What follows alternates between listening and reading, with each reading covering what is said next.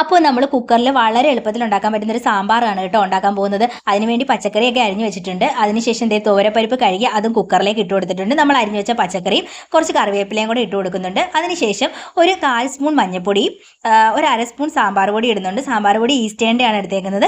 അപ്പോൾ അത് കഴിഞ്ഞ് ഇതുപോലെ ഒരു കായത്തിൻ്റെ ഒരു ചെറിയൊരു പീസ് ഇട്ട് കൊടുക്കുന്നുണ്ട്. അതിനുശേഷം ഒരു അല്പം ഉലുവാപ്പൊടിയും കൂടെ ഇട്ട് ആവശ്യത്തിന് ഉപ്പും വെള്ളവും കൂടെ ചേർത്ത് നമ്മൾ കുക്കറിൽ വേവിക്കാൻ വെക്കുകയാണ്. കുക്കറിൽ ഒരു 3 അല്ലെങ്കിൽ ഒരു 4 വിസിൽ കേട്ടാൽ മതി. അപ്പോൾ ഞാനൊരു 4 വിസിൽ അടിച്ചതിന് ശേഷമാണ് എടുത്തത്. അപ്പോൾ എന്തേ പച്ചക്കറിയൊക്കെ നന്നായിട്ട് വെന്തുടഞ്ഞ് വന്നിട്ടുണ്ട്. അതിനുശേഷം കടുക് വറുക്കാൻ പോകണം. അപ്പോൾ കടുകൊക്കെ പൊട്ടിച്ച് അതിലേക്ക് ഉള്ളിയും കറിവേപ്പിലയൊക്കെ ഇട്ട് കൊടുക്കുന്നുണ്ട്. അപ്പോൾ അതിനുശേഷം അതിലേക്ക് ഒരു 2 സ്പൂൺ മല്ലിപ്പൊടി ഇട്ട് കൊടുക്കുന്നുണ്ട്. അപ്പോൾ മല്ലിപ്പൊടിയും ഒരു 1/2 സ്പൂൺ അല്ലെങ്കിൽ ഒരു 1/4 സ്പൂൺ നമ്മുടെ എരിവിനനുസരിച്ച് മുളക് പൊടിയും കൂടെ ഇട്ട് കൊടുക്കുക.